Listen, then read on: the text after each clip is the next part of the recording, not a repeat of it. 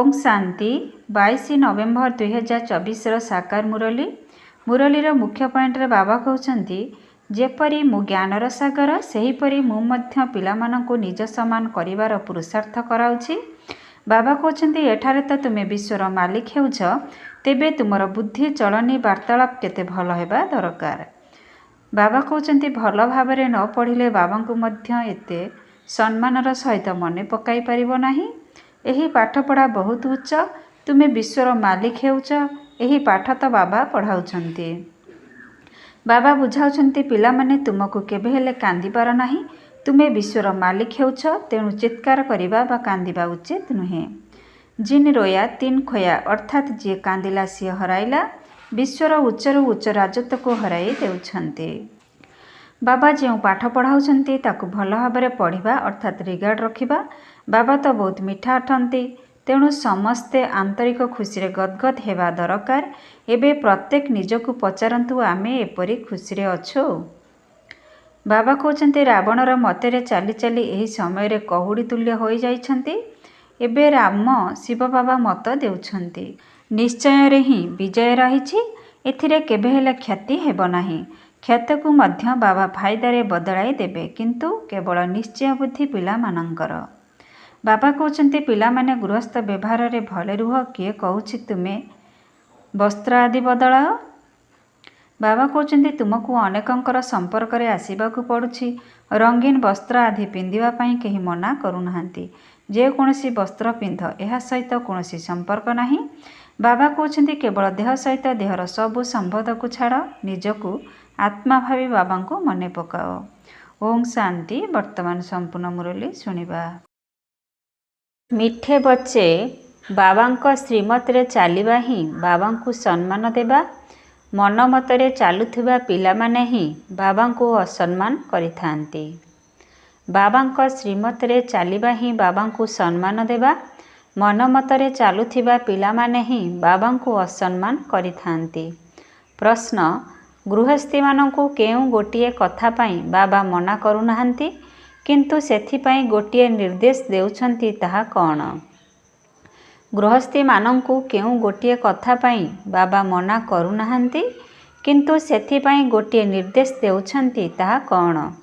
उत्तर, बाबा कहउछन्ति पिला माने भले तुमे समस्तंक सह संपर्क रख, जे कोनोसी चाकरी आदि भी कर, संपर्क तो आसीबाकू पड़ुछि।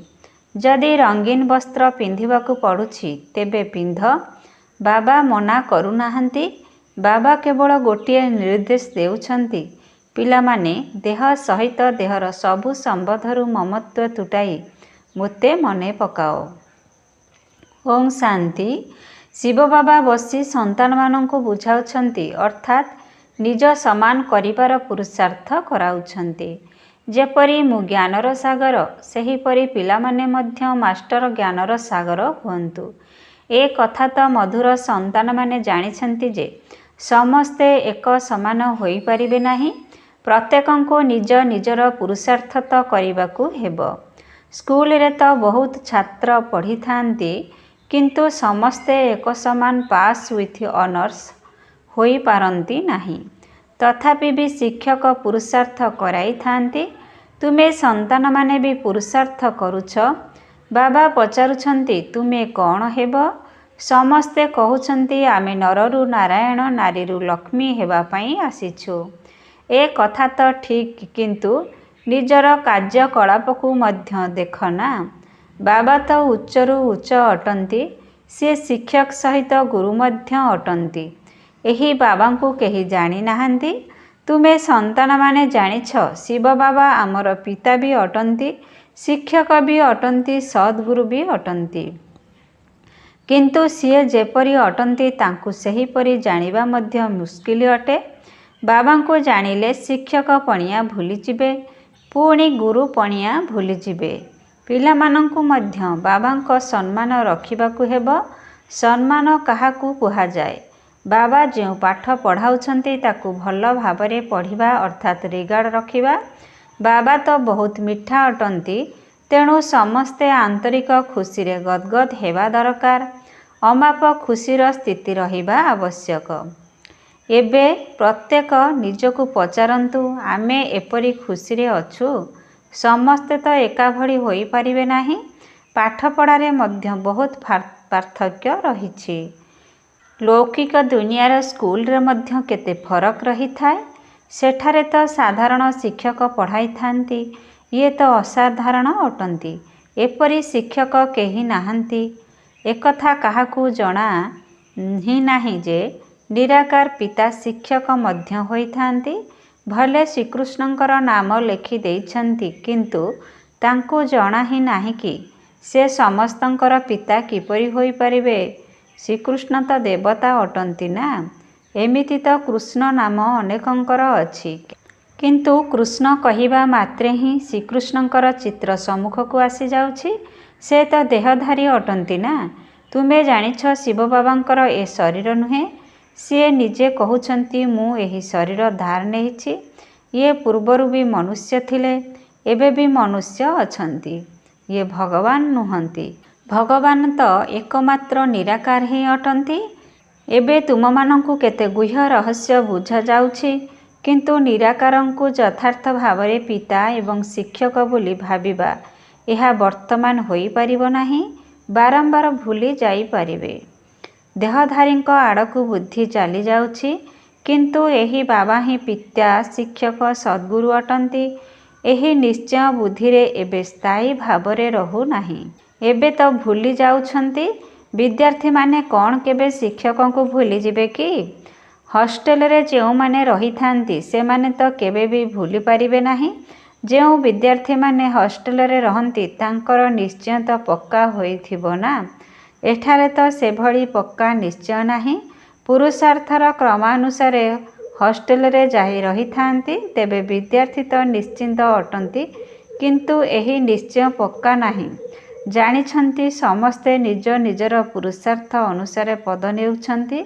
ସେହି ପାଠପଢ଼ାରେ ତ କେହି ବାରିଷ୍ଟର ହୋଇଥାନ୍ତି, ଇଞ୍ଜିନିୟର ହୋଇଥାନ୍ତି, ଡାକ୍ତର ହୋଇଥାନ୍ତି।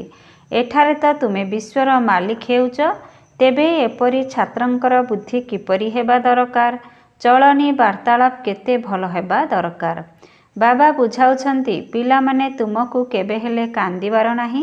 ତୁମେ ବିଶ୍ୱର ମାଲିକ ହେଉଛ, ତେଣୁ ଚିତ୍କାର କରିବା ବା କାନ୍ଦିବା ଉଚିତ ନୁହେଁ। ଛାତି ବାଡ଼ାଇ କାନ୍ଦିବା, ଏହା ହେଉଛି ସବୁଠାରୁ ଉଚ୍ଚ କାନ୍ଦଣା। ବାବା ତ କହୁଛନ୍ତି, ଜିନ୍ ରୋୟା ତିନ୍ ଖୋୟା, ଅର୍ଥାତ୍ ଯିଏ କାନ୍ଦିଲା ସିଏ ହରାଇଲା। ବିଶ୍ୱର ଉଚ୍ଚରୁ ଉଚ୍ଚ ରାଜତ୍ୱକୁ ହରାଇ ଦେଉଛନ୍ତି। କହୁଛନ୍ତି, ଆମେ ନରରୁ ନାରାୟଣ ହେବାକୁ ଆସିଛୁ, କିନ୍ତୁ ଚଳଣି କାହିଁ? ନମ୍ବରବାର ପୁରୁଷାର୍ଥ ଅନୁସାରେ ସମସ୍ତେ ପୁରୁଷାର୍ଥ କରୁଛନ୍ତି। କେହି ତ ଭଲ ଭାବରେ ପାସ୍ ହୋଇ ବାବାଙ୍କଠାରୁ ବୃତ୍ତି ନେଇ ନେଉଛନ୍ତି, କେହି ଫେଲ୍ ବି ହୋଇଯାଉଛନ୍ତି। କ୍ରମାନୁସାରେ ତ ରହିବେ। ତୁମମାନଙ୍କ ଭିତରେ ବି କେହି ପଢ଼ୁଛନ୍ତି, କେହି ପଢ଼ୁ ବି ନାହାନ୍ତି। ଯେପରି ଗାଁ ଲୋକମାନଙ୍କୁ ପଢ଼ିବାକୁ ଭଲ ଲାଗିନଥାଏ। ଘାସ କାଟିବାକୁ କହିଲେ ଖୁସିରେ ଯିବେ, ସେମାନେ ତାହାକୁ ସ୍ୱତନ୍ତ୍ର ଜୀବନ ବୋଲି ଭାବିଥାନ୍ତି, ପଢ଼ିବାକୁ ବନ୍ଧନ ବୋଲି ଭାବିଥାନ୍ତି। ଏପରି ମଧ୍ୟ ବହୁତ ଅଛନ୍ତି। ସାହୁକାରମାନଙ୍କ ଭିତରେ ଜମିଦାର ବି କିଛି କମ୍ ନଥାନ୍ତି। ନିଜକୁ ସ୍ୱାଧୀନ ବୋଲି ଭାବି ବହୁତ ଖୁସିରେ ଭାବୁଥାନ୍ତି।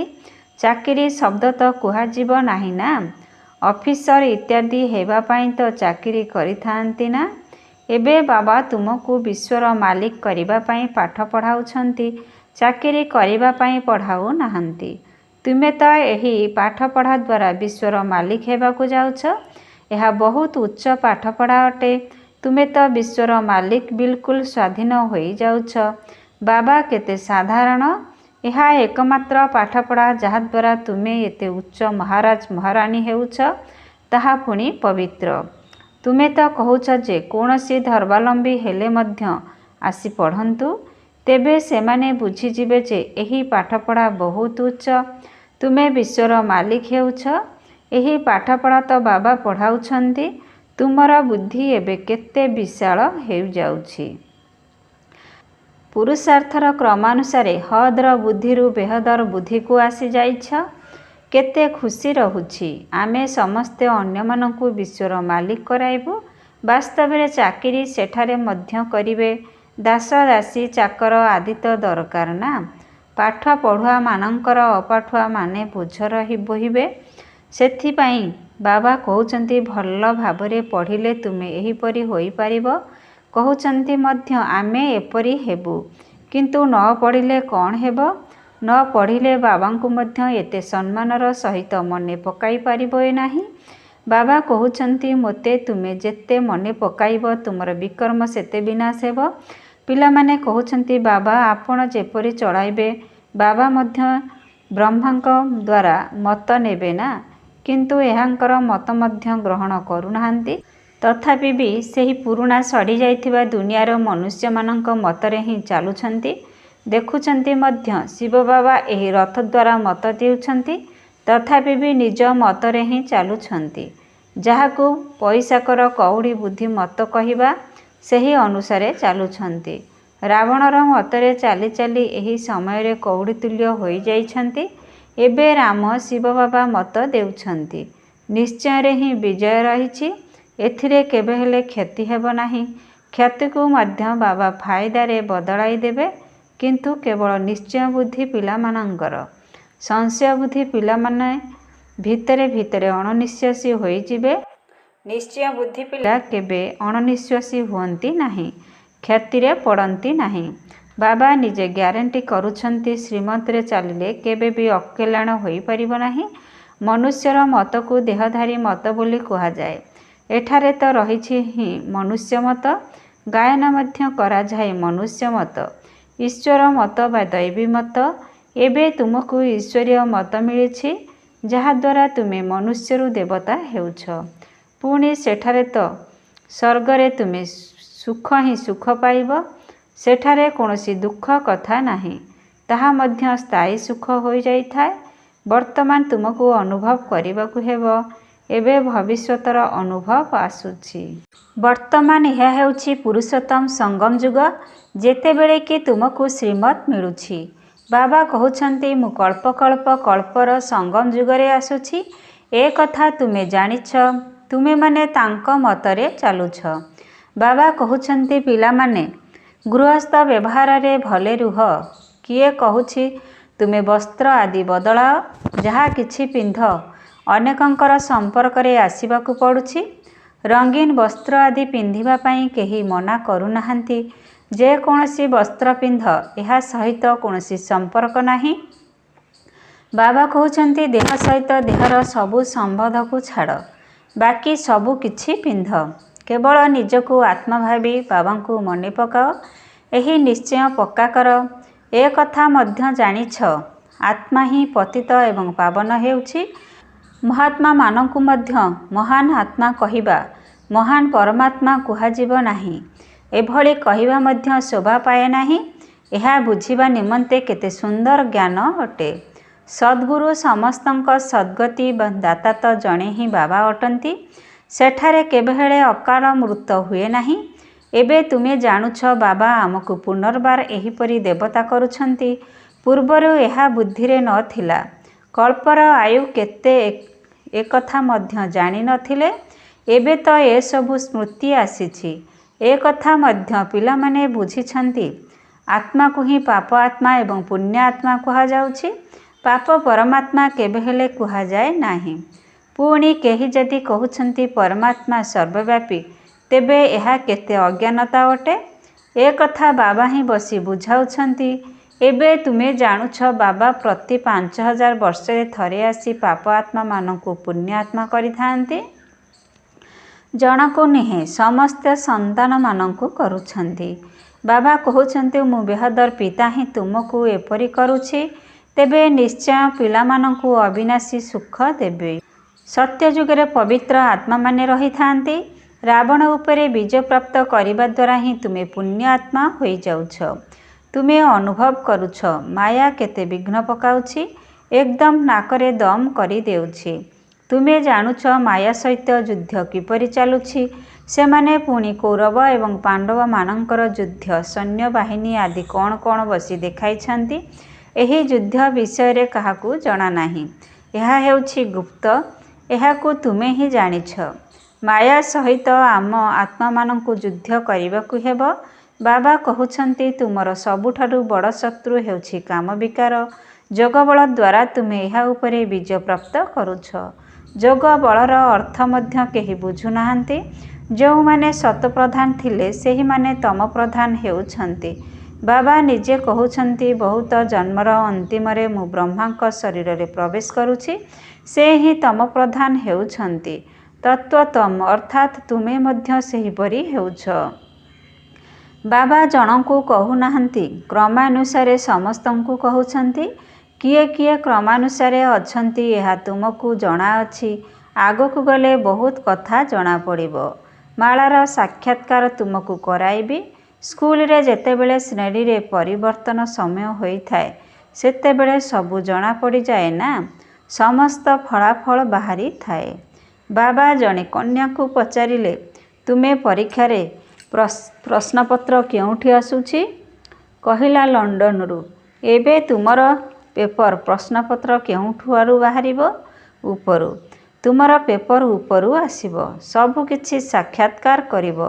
ଏହା କେତେ ବିଚିତ୍ର ପାଠପଢ଼ା। କିଏ ପଢ଼ାଉଛନ୍ତି କାହାକୁ ଜଣା ନାହିଁ। କୃଷ୍ଣ ଭଗବାନ ବାଚ ବୋଲି କହିଦେଉଛନ୍ତି। ପାଠପଢ଼ାରେ ସମସ୍ତେ କ୍ରମାନୁସାରେ ରହିଥାନ୍ତି। ତେବେ ଖୁସିରେ ମଧ୍ୟ କ୍ରମ ଅନୁସାରେ ରହୁଥିବେ। ଦୁନିଆରେ ଯେଉଁ ଗାୟନ ରହିଛି ଅତୀନ୍ଦ୍ରିୟ ସୁଖ ଗୋପଗୋପୀମାନଙ୍କୁ ପଚାର। ଏହା ଶେଷ ସମୟର କଥା।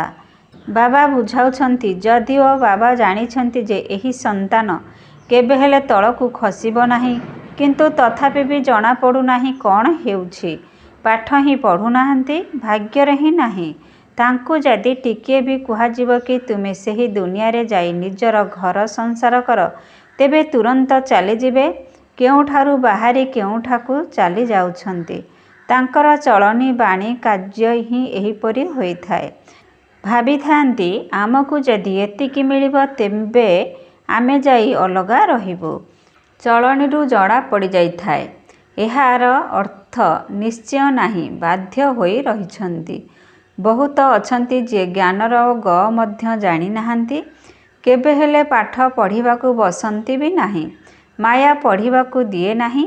ଏହିପରି ସବୁ ସେଣ୍ଟରମାନଙ୍କରେ ଅଛନ୍ତି। କେବେ ପଢ଼ିବା ପାଇଁ ଆସନ୍ତି ନାହିଁ। ଆଶ୍ଚର୍ଯ୍ୟ ଅଟେ ନା, ଜ୍ଞାନ କେତେ ଉଚ୍ଚ। ନିଜେ ଭଗବାନ ପାଠ ପଢ଼ାଉଛନ୍ତି।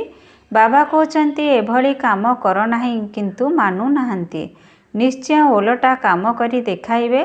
ରାଜଧାନୀ ସ୍ଥାପନ ହେଉଛି, ତେଣୁ ଏଥିରେ ତ ସବୁ ପ୍ରକାର ପଦର ଆବଶ୍ୟକତା ଅଛି ନା। ଉଚ୍ଚ ପଦରୁ ଆରମ୍ଭ କରି ନୀଚ ପଦବୀ ପର୍ଯ୍ୟନ୍ତ ସବୁ ହେଉଛନ୍ତି। ପଦବୀରେ ଫରକ ତ ରହିଥାଏ ନା। ଏଠାରେ ମଧ୍ୟ କ୍ରମ ଅନୁସାରେ ପଦବୀ ରହିଛି। କେବଳ କ'ଣ ଫରକ ଅଛି? ସେଠାରେ ଆୟୁ ବଡ଼ ଏବଂ ସୁଖ ରହିଥାଏ। ଏଠାରେ ଆୟୁ ଛୋଟ ଏବଂ ଦୁଃଖ ରହିଛି। ପିଲାମାନଙ୍କର ବୁଦ୍ଧିରେ ଏହିସବୁ ୱାଣ୍ଡରଫୁଲ କଥା ରହିଛି। କିପରି ଏହି ଡ୍ରାମା ତିଆରି କରାଯାଇଛି। ପୁଣି କଳ୍ପ କଳ୍ପ ଆମେ ସେହି ପାର୍ଟ କରିବୁ। କଳ୍ପ କଳ୍ପ ପାର୍ଟ ବଜାଇ ଚାଲିଛୁ। ଏତେ ଛୋଟ ଆତ୍ମାରେ କେତେ ପାର୍ଟ ଭରି ହୋଇ ରହିଛି। ସେହି ଚେହେରା, ସେହି କାର୍ଯ୍ୟକଳାପ। ଏହି ସୃଷ୍ଟିର ଚକ୍ର ଘୂରି ଚାଲିଛି। ଏହା ପୂର୍ବ ପ୍ରସ୍ତୁତ। ଏହି ଚକ୍ରର ପୁଣି ବି ରିପିଟ୍ ହେବ। ପୁଣି ଶତପ୍ରଧାନ ସତ ରଜ ତମରେ ଆସିବେ। ଏଥିରେ ଦ୍ୱନ୍ଦ୍ୱର କୌଣସି କଥା ନାହିଁ। ଆଚ୍ଛା, ନିଜକୁ ଆତ୍ମା ବୋଲି ଭାବୁଛ। ଆତ୍ମାର ପିତା ହେଉଛନ୍ତି ଶିବ ବାବା। ଏ କଥା ତ ବୁଝୁଛ ନା। ଯେଉଁମାନେ ଶତପ୍ରଧାନ ହେଉଛନ୍ତି ସେହିମାନେ ପୁଣି ତମପ୍ରଧାନ ହୋଇଥାନ୍ତି। ପୁଣି ବାବାଙ୍କୁ ମନେ ପକାଇଲେ ଶତପ୍ରଧାନ ହୋଇଯିବେ। ଏହା ତ ବହୁତ ଭଲ କଥା ନା। ବାସ୍ ଏତିକି କଥା ବୁଝାଇ ଦେବା ଦରକାର। କୁହ, ବେହଦର ବାବା ଏହି ସ୍ୱର୍ଗର ବସା ଦେଉଛନ୍ତି। ସେ ହିଁ ପତିତ ପାବନ ଅଟନ୍ତି। ବାବା ଜ୍ଞାନ ଦେଉଛନ୍ତି। ଏଥିରେ ଶାସ୍ତ୍ର ଆଦିର କୌଣସି କଥା ହିଁ ନାହିଁ। ଆରମ୍ଭ ସମୟରେ ଶାସ୍ତ୍ର କେଉଁଠୁ ଆସିବ? ବହୁତ ହୋଇଗଲା ତାପରେ ଶାସ୍ତ୍ର ତିଆରି କରିଥାନ୍ତି। ସତ୍ୟଯୁଗରେ ଶାସ୍ତ୍ର ନଥାଏ। ପରମ୍ପରାରୁ କୌଣସି ଜିନିଷ ନଥାଏ। ନାମ ରୂପ ତ ବଦଳିଯିବ। ଆଚ୍ଛା, ମିଠା ମିଠା ଶିକ୍ଲେଧେ ସନ୍ତାନମାନଙ୍କ ପ୍ରତି ମାତ୍ ପିତା ବାପଦାଦାଙ୍କର ମଧୁର ସ୍ନେହସମ୍ପନ୍ନ ଶୁଭେଚ୍ଛା ଏବଂ ସୁପ୍ରଭାତ। ଆତ୍ମିକ ପିତାଙ୍କର ଆତ୍ମିକ ସନ୍ତାନମାନଙ୍କୁ ନମସ୍ତେ। ଆତ୍ମିକ ସନ୍ତାନମାନଙ୍କର ଆତ୍ମିକ ପିତାଙ୍କୁ ନମସ୍ତେ ନମସ୍ତେ ନମସ୍ତେ। ओम शांति। मेरा बाबा, प्यारा बाबा, मीठा बाबा, शुक्रिया बाबा। ओम शांति। धारणा पाई मुख्य सार एकरे केबे हेले भी चित्कार करी कंदाकटा करिवार नाही। बुद्धि रहुचे आमे विश्वर मालिक हेबु। आमर चलनी कथबार्ता बहुत मार्जित हेबा उचित। केबे हेले भी कांदिबा उचित नुहे। निश्चय बुद्धि होई एकमात्र बाबांक मतरे सदासर्वदा चलिबाकु हेबो। केबे हेले द्वंद्वरे पड़िबा अथवा अणनिश्वासी हेबा अर्थात माया ठारू धोखा खाइबार नाही। निश्चय रे ही विजय रहिछि। सेथिपाई निजर पाई पैसार मूल्यहीन मत जाहिर करिबार नाही। वरदान। जे कोनसी परिस्थिति रे फुल स्टॉप अर्थात बिंदु लगाई निजकु परिवर्तन करुथिबा समस्तंकर आशीर्वादर पात्र हुआ। जे कोनसी परिस्थिति रे फुल स्टॉप अर्थात बिंदु लगाई निजकु परिवर्तन करुथिबा समस्तंकर आशीर्वादर पात्र हुआ। जे कोनसी परिस्थिति रे फुल स्टॉप सेतेबेले लगाई परिबो जेतेबेले बिंदु स्वरूप बाबा एवं बिंदु स्वरूप आत्मार स्मृति रहुथिबो एवं निज भितरे नियंत्रण शक्ति थिबो।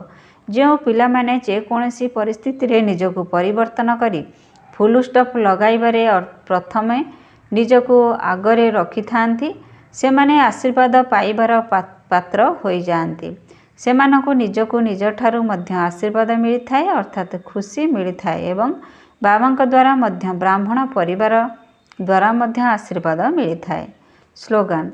तुमे माने जो सबु संकल्प करुछ जदि सेथिरे मझिरे मझिरे दृढ़ता रूपी स्टाम्प लगाई देब तेबे सहजरे विजयी होई जिवो। तुमे माने जो सबु संकल्प करुछ जदि सेथिरे मझिरे मझिरे दृढ़ता रूपी स्टाम्प लगाई देब तेबे सहजरे विजयी होई जिवो। ओम शांति, ओम शांति, ओम शांति।